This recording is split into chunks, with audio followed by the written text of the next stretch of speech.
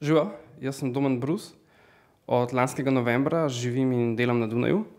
Na Dunaj sem šel na študijsko prakso, ki pa se je nepričakovano podaljšala in do nadaljnjega ostajam v prestolnici Avstrije.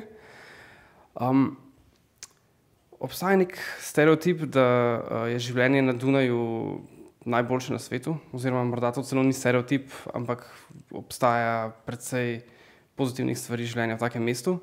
Od popolnega javnega prevoza do vse ostale infrastrukture, ki je čudovita.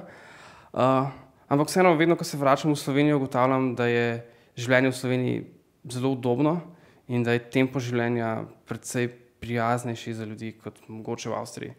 In to je ena stvar, ki je velika večina ljudi, ko primerja mesta med sabo, morda ne vidi, ampak jaz si vseeno mislim, da dolgoročno bi se rad vrnil v Slovenijo in si ustvaril življenje v Ljubljani. Evropa posebno.